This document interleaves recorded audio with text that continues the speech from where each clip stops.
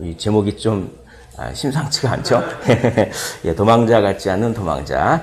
예, 다윗은 도망자였지만 도망자 같지 않았습니다. 다윗이 어떻게 그런 삶을 살 수 있었는지에 대해서 우리 한번 생각해보고 우리도 그렇게 살았으면 좋겠다라고 하는 생각에서 이런 제목을 붙여보았습니다. 자, 여기 보시면은 계거품을 문다. 그래서 우리 제가 설교를 하니까 이 그림을 또 우리 성도님이 집사님이 이렇게 보내주셨는데, 예, 이렇게 다윗이 미친 채를 하고 계거품을 물었을 때, 실수를 했을 때 오히려 그 실수가 전화위복이 되어서 다윗이 도피 생활하는데 이 도피 생활 자체를 다르게 해석하는 그런 걸림돌을 디딤돌을 삼는, 그게 다윗이 참 잘하는 것이에요. 다윗은 가만 다윗의 인생을 보면은 자기가 어려운 것들을, 위기를 기회로 만듭니다. 그래서 위기는 위험한 기회, 이거에 이제 주말이죠. 그게 이제 다윗의 인생인데, 계거품을 물고 막 미친 채 해서 겨우 살아남으려고 그랬는데, 그때 하나님을 만나서 다윗의 그 어떤 삶에 대한 해석이 바뀌면서 다윗이 이 도피 생활을 잘할 수 있다. 이제 그렇게 다윗이 실수 가운데서도 하나님을 의지하고 그리고 회개하고 하나님을 찾고 막 부르짖었더니 어떤 현상이 벌어지냐면 사람들이 모여드는 겁니다. 사람들이 모여들어요. 자, 오늘 1절의 말씀 보면 다윗이 그곳을 떠나, 이 그곳은 어디겠습니까? 블레셋이죠.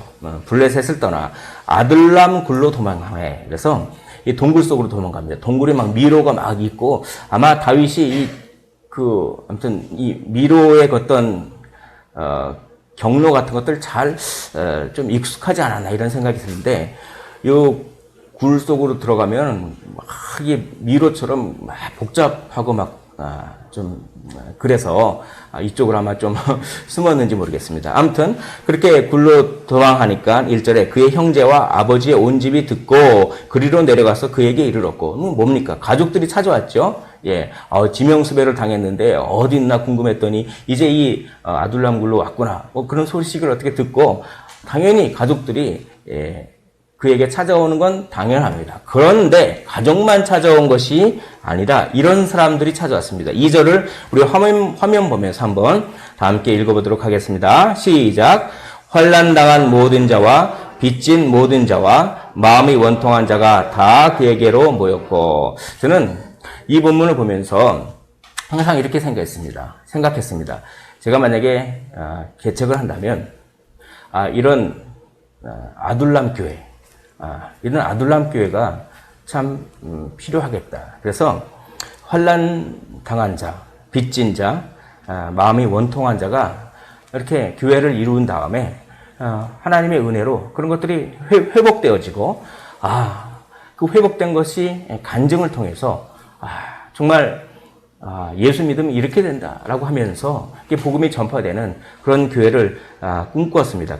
그렇다고 빚을 져야만 교회에 온다 이런 얘기는 아니고요. 이게 뭐냐면 뭔가 은혜가 필요한 분들이 모이는 곳, 뭔가 은혜를 사모하는, 그러니까 아무리 가난하더라도 은혜를 사모하지 않을 수가 있어요. 아무리 가난하더라도 마음이 가난하지 않을 수가 있어요. 그리고 부자라도 마음은 가난할 수가 있습니다. 그러니까 뭐냐면 은혜를 사모하는 그런 분들이 여기 계신 분들처럼 그렇게 모여서 은혜를 통해서 나의 그 억울함과 원통함과 이 모든 것들, 이 원통하다고 하는 것은 뭔가 뺏겼다, 강탈당했다, 그런 뉘앙스가 있어요. 재물을 뺏기거나 명예를 뺏기거나 자존심을 뺏기거나, 특별히 요즘은 감정을 많이 강탈당해요. 감정을 빼앗기는 시대입니다. 감정 노동자들도 있죠. 그런 모든 사람들이 그렇게 빼앗겨서 원통하고 은혜가 필요한 사람들이 일단 교회를 모이는 거예요. 저 그냥 원통합니다. 막 그러면서 찬양하고 말씀 듣고 기도하고 막 그러다 보면 은혜를 받고, 다시 살 소망을 얻어서 세상으로 파송되어서 그런 교회를 꿈꿨는데 이제 벌써 이 다윗에게 이러한 사람들이 모여든다고 하는 것은 다윗에게 기대를 품었다라고 하는, 다윗이 뭐 한 거 없는데 하나님이 보내주신 거죠. 하나님을 찾았더니 하나님을 찾았더니 하나님이 사람을 보내주시는 것입니다. 그래서 다윗이 본격적으로 제왕 훈련을 하는 거예요. 다윗의 도피 생활은 다윗의 왕이 되기 위한 훈련입니다. 훈련 과정이에요. 그래서 본격적으로 이제 그런 훈련이 시작되는 것입니다. 다윗의 자손 예수 그리스도에게도 사람들이 많이 몰려들었습니다. 그렇게 아픈 사람 오면 병 다 낫게 하고, 그리고 말씀을 전하는데 그 서기관과 같지 않더라, 이런 얘기를 하죠. 그러니까 뭡니까? 바리새인이나 서기관들은 말씀을 가지고 맨날 지적질만 하는 거예요. 비난만 하고, 너 말씀대로 지켰냐, 살았냐, 나는 잘 지킨다, 자기 잘난 체나 하고 그런데 그 예수님은 말씀을 다르게 해석하는 것입니다. 다르게, 더 궁극적으로 너희들이 가난하냐? 너희들은 복받은 사람이다. 이거는 그 고대 사회에서는 있을 수 없는 해석이에요. 욥을 보십시오. 뭔가 가난하지 않고 뭔가 잘못되면 그 고대 사회에서는 신의 저주를 받았다고 생각했기 때문에 욥의 친구들도 그런 세계관에 갇혀 있었습니다. 그러니까 욥이 병들고 막 그러니까 와서 욥에게 한다는 소리가 위로는 못할 망정, 혹시 무슨 죄 지었는지 잘 생각해봐, 이런 얘기 하지 않습니까?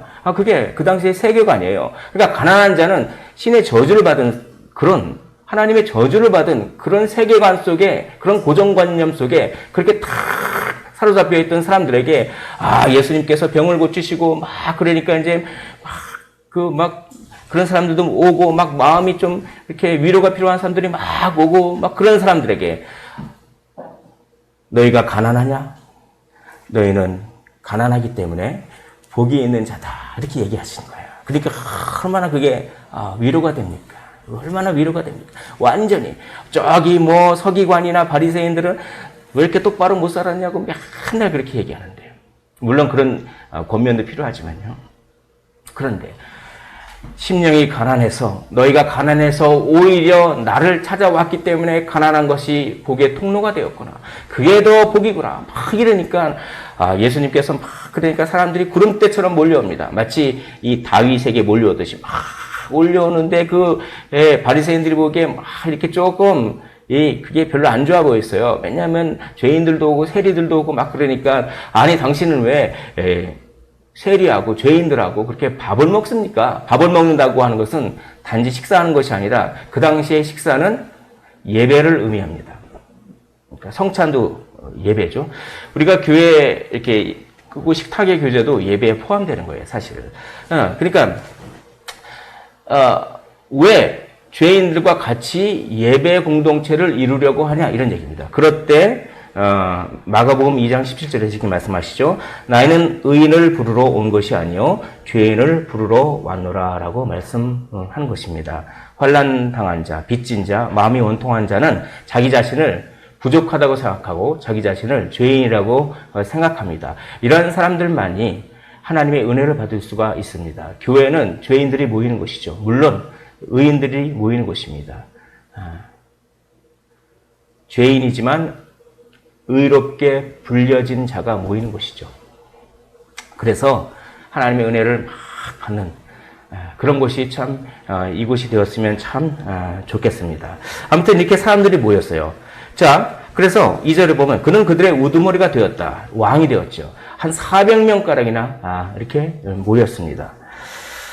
또 그런 원통한 자들만 온 것이 아닙니다. 5절에 보니까 선지자 갓이 다윗에게 이르되 너는 이 요새에 있지 말고 떠나 유다 땅으로 들어가라, 이렇게 얘기합니다. 선지자도 찾아오는 거예요.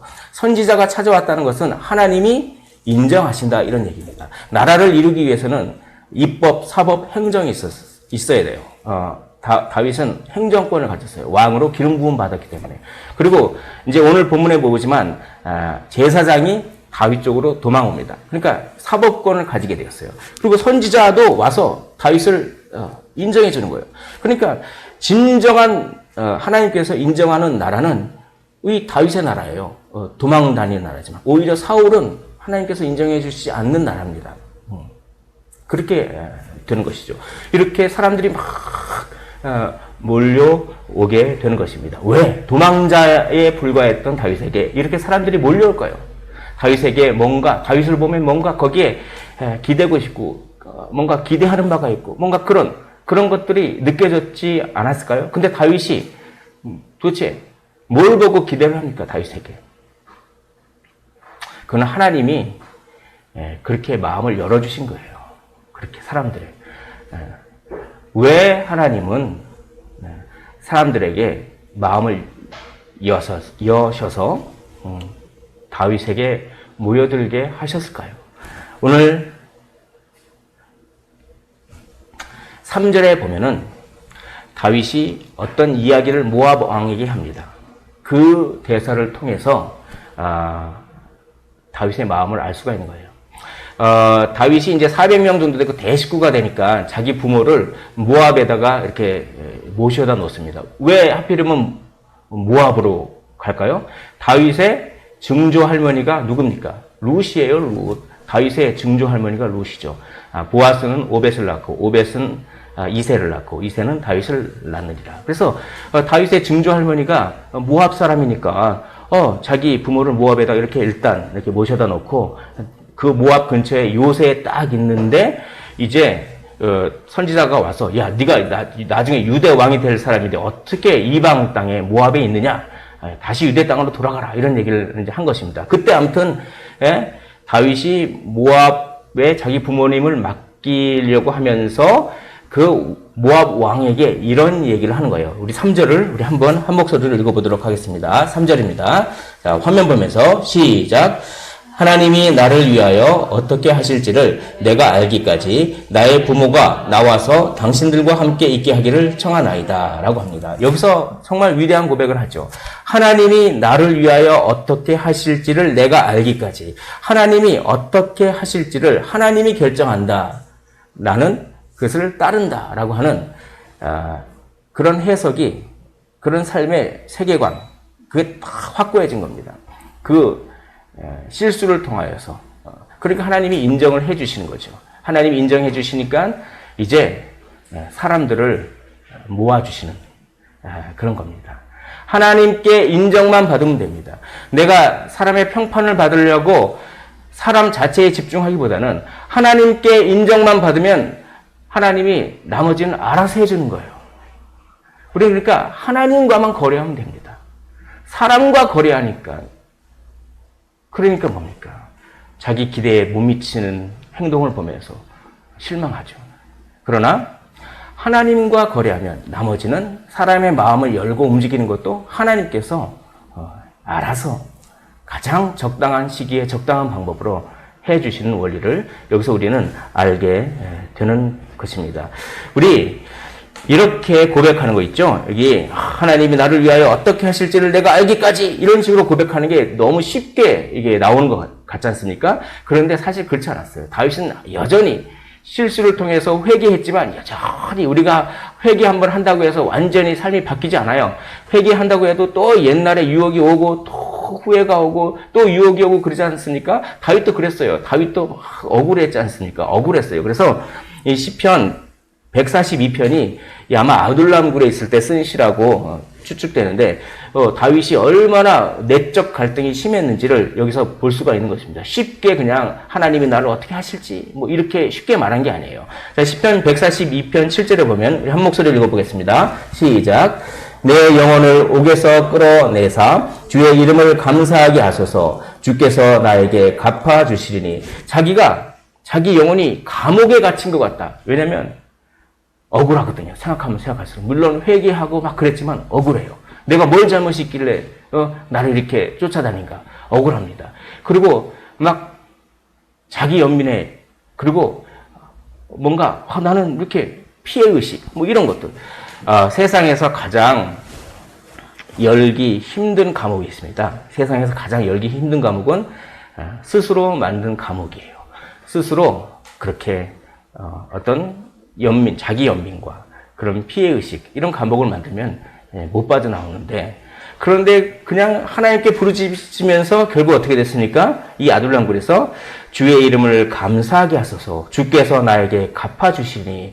여러분, 원수 갚는 것을 주님께 맡기시길 원합니다. 그러면요, 우리의 능력이 하나님보다 훨씬 못 미치죠. 우리가 원수 갚는 것보다 우리보다는 상대할 수 없을 만큼 능력이 많으신 하나님이 원수를 갚으면 얼마나 원수를 더 철저하게 갚으시겠습니까? 그러니까 원수 갚는 거를 우리가 하려고 하지 말고 하나님 앞에 맡겨드리는 거예요. 그 능력 많으신 분께서. 그러니까 주께서 나에게 갚아주시리니 라고 하면서 자기의 그 연민과 그 피해의식과 억울함과 그런 감옥에서 어떻게 됩니까? 나올 수 있었다는 것입니다. 그러면서 주의 이름을 감사하게 하소서 이렇게 됩니다. 또 시편 57편도 역시 아둘람 굴에서 아마 이렇게 다윗이 동굴에 숨었을 때 이런 표제가 붙었어요. 시편 57편을 읽을 때마다 저는 너무나 감사해요. 너무나 좋습니다. 이걸 읽으면 막 생기가 돋아요. 우리 같이 한번 생기가 돋는 작업을 한번 해보겠습니다. 자, 시편 57편도 역시 아둘람 굴인데 맨 처음에 이렇게 얘기해요. 내 영혼이 억울하도다. 생각하면 생각할수록 내가 회개했는데 회개하면 그런 마음이 안 생길 것 같죠. 생기잖아요. 저도 내가 이걸 그래 참고 회개했다. 그러면 한번 회개하면 싹 씻어 내려가면 되는데 또 남아 있어. 그래서 그걸 생각하면 또 억울하고 또 그래. 그러니까 그렇게 미친 채하고 회개하고 막 그랬는데도 또 동굴에서 탁 내 영혼이 억울하더라. 또 그게 스멀스멀 피해 의식과 자기 연민이 막 올라오는 거예요. 그때 하나님께 막 부르짖습니다. 부르짖고 이렇게 하는 것이죠. 7절에 한 목소리로 읽어보겠습니다. 시작. 내 마음이 확정되었고 내 마음이 확정되었사오니 내가 노래하고 내가 찬송하리다. 여러분, 찬송은 감옥의 문을 엽니다. 바울과 실라가 감옥에 갇혔을 때 찬송으로 문을 열었듯이 찬송을 하면 그 자기 연민의 감옥에서도 나올 수가 있는 거예요. 여기 참 보면 이런 아주 동굴 속에 숨어서 자기 감옥에 막 갇혀있는 그 피해의식과 자기 연민에 막 갇혀있는 그 상황에서 이런 찬송을 합니다. 이 찬송 어디서 많이 들어봤죠. 내 영혼이 확정되고 확정되어 싸우니 뭐 이런 찬송을 여기서 하는 거예요. 이런 찬송, 또 이런 찬송도 있습니다.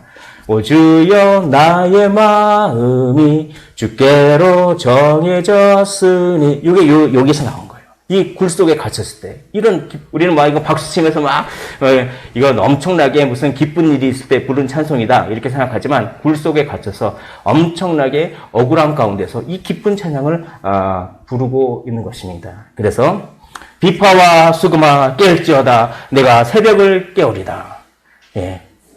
또 찬양 있죠. 이 새벽에 내가 찬양하리라. 이렇게 다 찬양을 또 하는 거예요. 그런 다음에 또 찬양을 또 합니다. 9절에 내가 만민 중에서 주께 감사하며 주의 인자는 커서 하늘에 미치고 주의 진리는 궁창에 이르나이다. 주는 하늘 위에 높이 들리시며 주의 영광이 온 세계 위에 높아지기를 원하나이다. 하늘 위에 주는 높이 들리며 주의 영광은 온 세계 위에. 아시는 바만 같이 할까요? 하늘 위에 주는 높이 들리며 주의 영광은 주의 영광은 온 세계 위에. 다윗이 다윗이 굴 속에 갇혀서 자기 연민의 감옥에서 이렇게 있었을 때, 오 주여 나의 마음이 주께로 정해졌으니 찬양을 한 것입니다. 내가 만민 중에 이런 찬양을 막 하는 것입니다. 그럴 때 녹아내립니다. 녹아내려요. 아, 그렇지. 하나님이 돕고 계시지.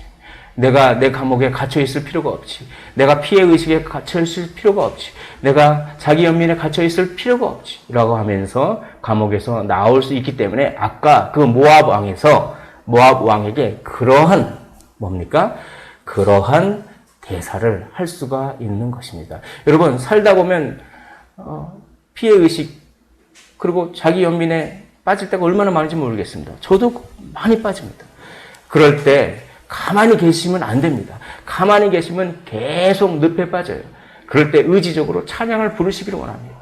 오 주여 나의 마음이 주께로 정해졌으니, 이런 찬양 부릅니다. 내 마음이 확정됐다는 말은 무슨 뜻입니까? 내 마음이 정해졌습니다. 결코 흔들리지 않을 것입니다. 이런 얘기입니다. 자기 연민 때문에 내 마음이 결코 흔들리지 않을 것입니다. 이렇게 찬양을 부르십시오. 그렇게 마음의 감옥에서 빠져나온 다윗은 하나님께 온전히 자기의 삶을 맡길 수 있게 됩니다. 그런데 희한하게도 하나님께 자기 삶을 맡기면 사람들이 그 하나님께 자기 삶을 맡긴 사람들에게서 희망을 보는 거예요. 저 사람은 저런 어려움 가운데서도 뭔가 있나 보다 라고 희망을 보게 되는 것입니다. 그래서 하나님께 맡길 때 사람들을 얻게 되는 것이죠. 하나님께 맡길 때 향기가 나는 것입니다. 꽃이 향기가 나면 이 나비떼나 뭐 이렇게 오지 않습니까? 그럼 하나님께 맡기면 우리에게서 향기가 나요. 그래서 오늘 찬양 불렀지 않습니까? 나의 하나님 그분을 볼 때 나는 만족하였네. 사람을 보면은 실망해요. 자기 연민에 빠져요. 사람을 보면은, 세상을 보면은 피해의식에 빠집니다. 그러나 나의 하나님 그분을 볼 때 나는 만족하였네. 내가 만족하면 나도 모르게 만족스러운 향기가 납니다. 가시밭에 백합화 예수 향기 날리니 할렐루야 아멘. 가시밭에 백합화 예수 향기 날리니 할렐루야 아멘. 하나님을 바라보십시오. 하나님을 찾으십시오. 그러면 만족을 얻습니다. 만족을 얻으면 나에게 향기가 납니다. 그 향기를 맡고 나비들이 날아오게 되는 거예요. 그게 바로 다윗의 위대함입니다.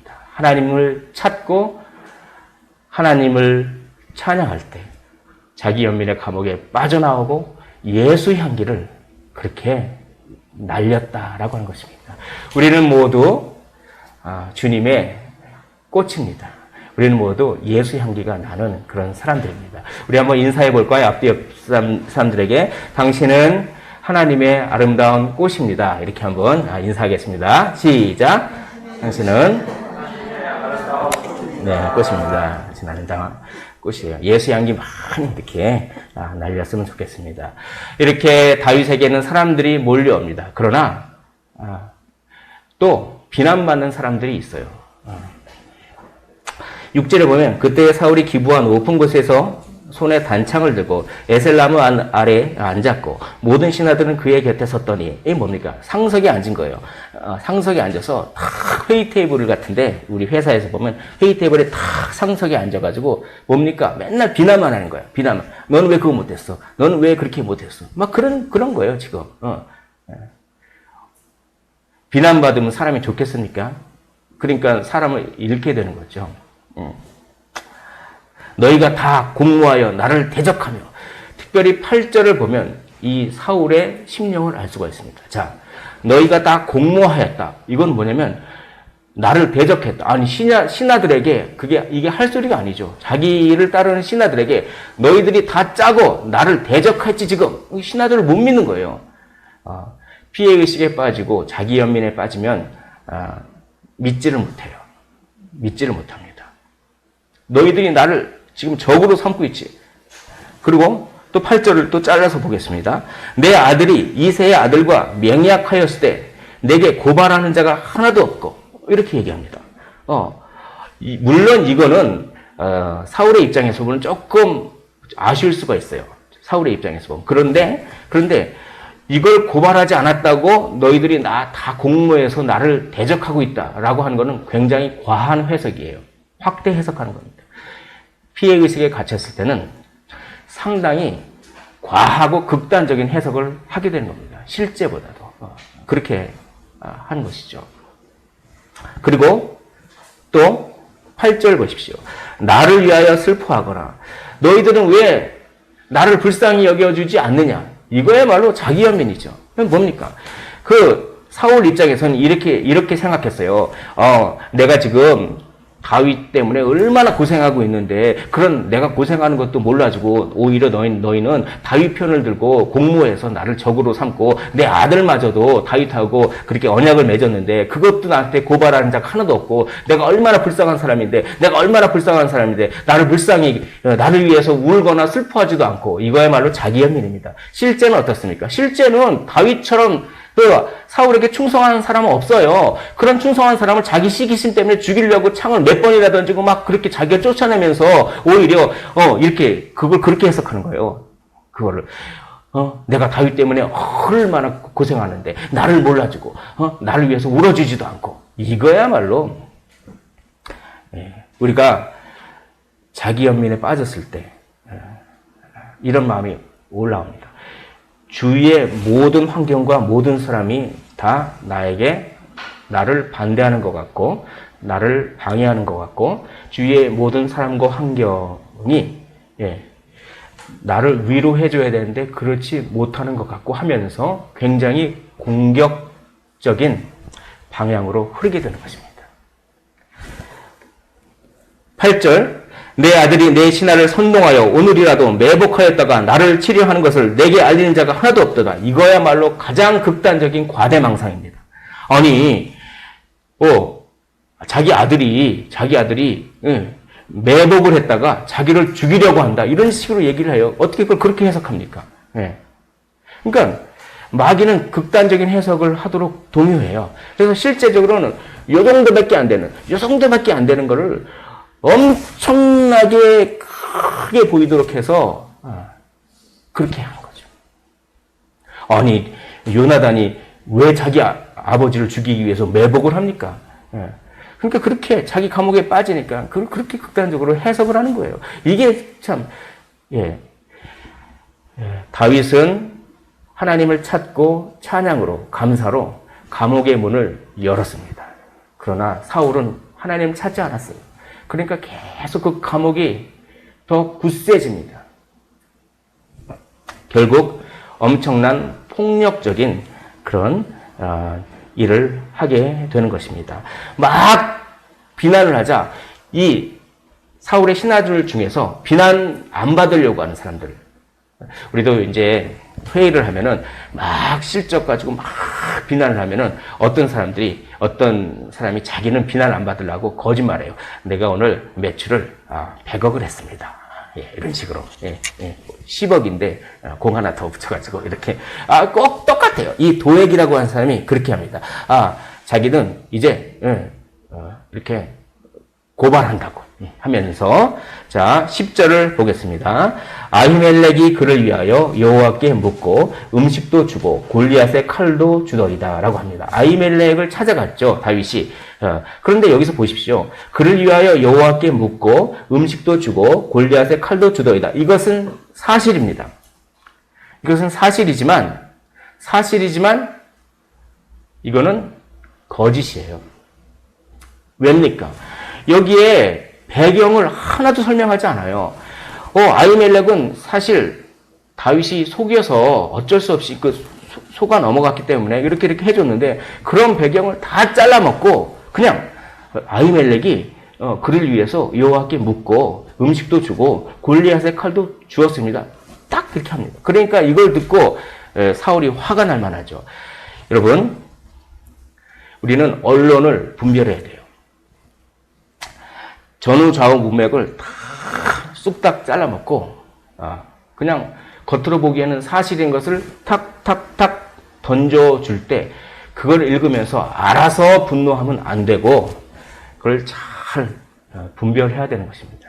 그런 것들을 그리스도인은 그렇게 어떤 분별의 어떤 능력이 있어야 되는 것이죠. 아무튼 도액이 이렇게 막 화를 돋구는 말을 이렇게 하니까 이 제사장들을 다 불러서 내가 어찌하여 이새의 아들과 공모하여 나를 대적하여 그에게 떡과 칼을 주고 자기 신하들에게 비난했던 거랑 똑같은 비난을 했죠. 다윗을 조금만 도와주기만 하면 이새의 아들과 공모를 해서 나를 대적하는 걸로 그렇게 확대 해석을 하고 그렇게 하는 것입니다. 그래서 13절에 보면 또 그를 위하여 하나님께 물어서 그에게 오늘이라도 매복하였다가 나를 치게 하려 하였느냐. 완전히 뭡니까? 극단적인 해석은 막 그렇게 하는 것이죠. 우리가 뭔가 불같이 화를 내거나 뭔가 그런 마음이 있을 때는 그 안에 상당히 극단적인 해석이 존재해요.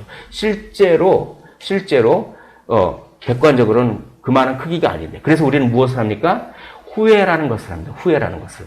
우리가 후회하는 것은 판단을 올바로 정확하게 못했다라고 하는 것에 대한 증거가 될 수 있는 것이죠. 그게 바로 이런 극단적인 해석이 불러오는 그런 것입니다.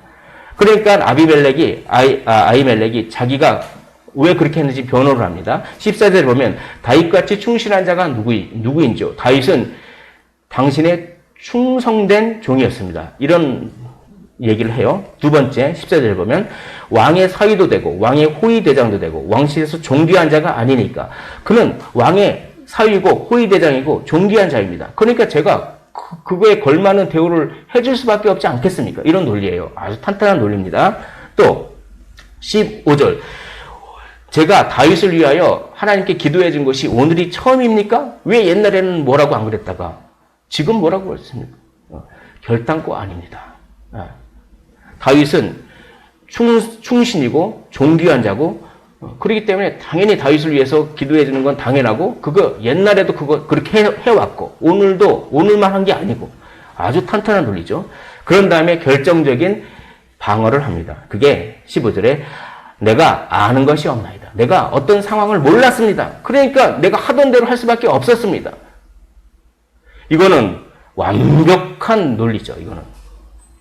근데 한번 그렇게 죄악에 빠지고 자기 연민에 빠진 사람은 논리가 통하지 않아요. 논리가 안 통합니다. 그냥 자기가 하던 얘기를 계속해요. 16절에 아히멜렉아 내가 반드시 죽을 것이요 너와 내 아버지 온 집도 그러하리라. 아무런 논리가 통하지 않아요. 넌 죽을 것이다. 그냥 그런 얘기만 하는 거예요. 그런 얘기만. 넌 죽을 것이다. 넌 죽을 것이다. 이렇게.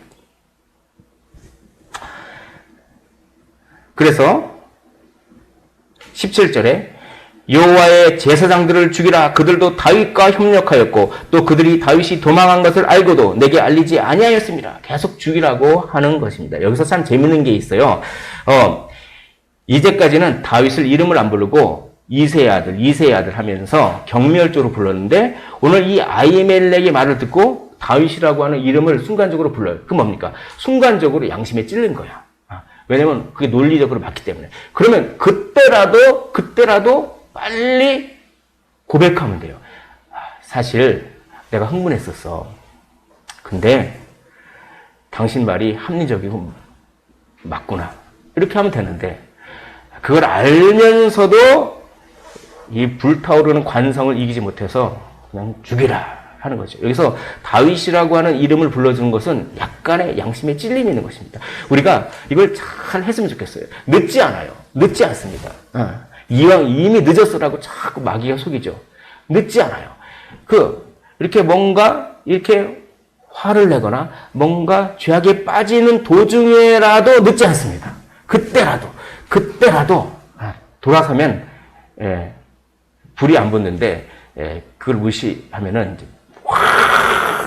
이제 그렇게 참 이게 자기 반성이 많이 되네요. 그렇게 되는 것입니다. 왕의 신하들은 여호와 제사장을 죽이기를 싫어했죠. 당연히 자기들이 보기에도 이거는 말도 안 되는 명령이야. 근데 이방인이었던 도액이라고 하는 사람은 여호와의 제사장에 대한 관념이 없었어요. 유대인들은 함부로 제사장을 못 죽이죠. 그러니까 도액은 그냥 죽이는 거죠.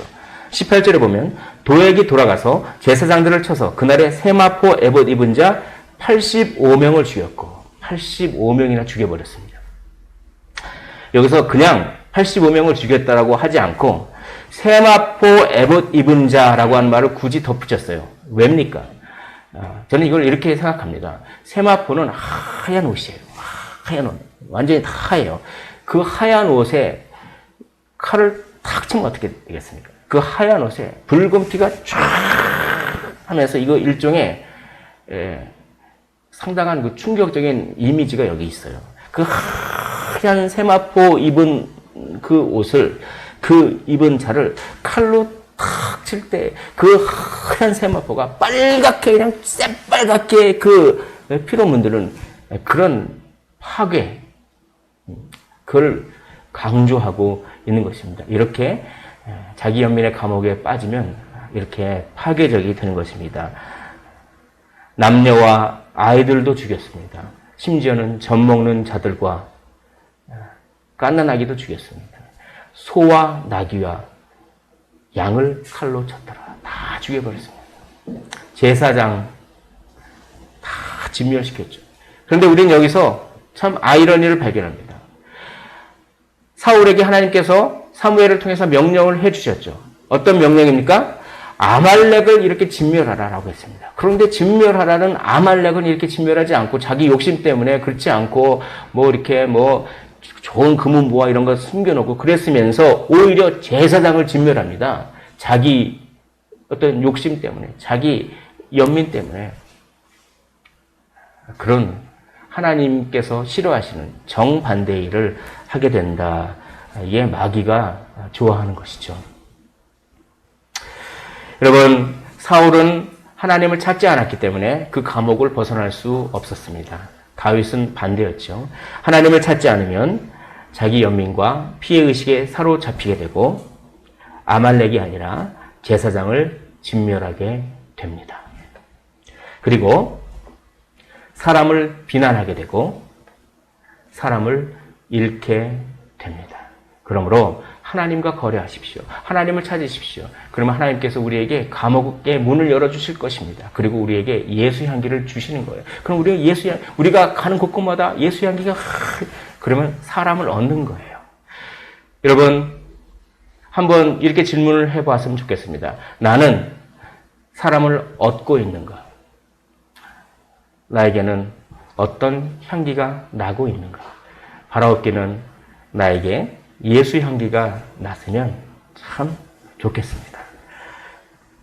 죄는 하나님보다 자기 연민을 더 사랑하는 마음의 움직임입니다. 멋있는 말이죠. 다시 한번 제가 읽어보겠습니다. 죄가 무엇입니까? 죄는 하나님보다 자기 연민을 더 사랑하는 마음의 움직임입니다.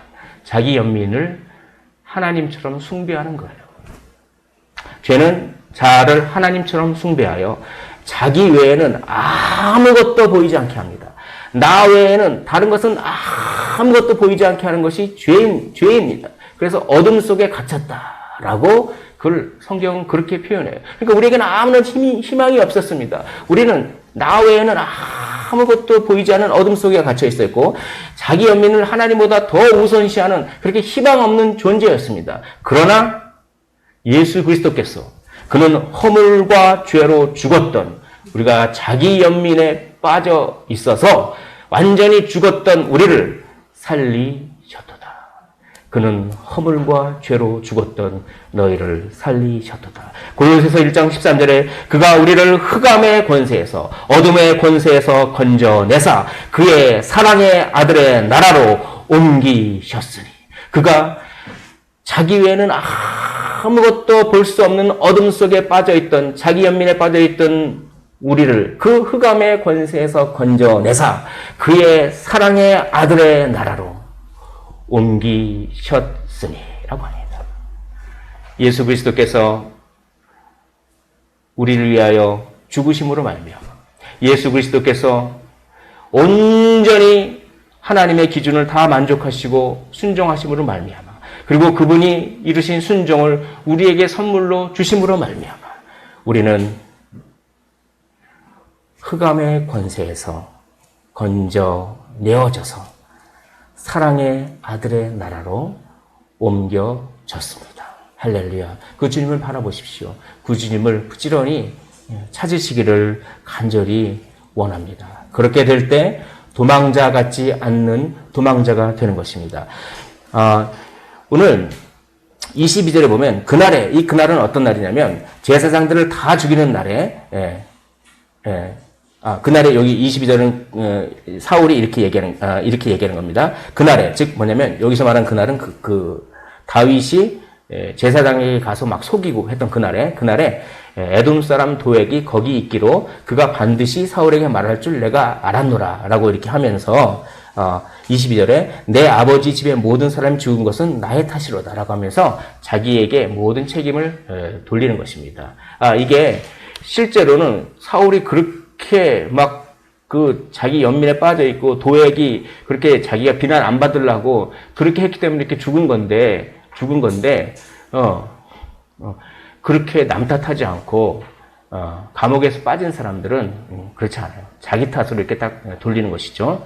자, 다윗이 이렇게 자기 탓으로 돌리는 이유가 있습니다. 여기에 참 은혜가 있어요. 자, 22절을 우리 한번 한 목소리를 읽어보도록 하겠습니다. 화면 보면서. 자, 시작.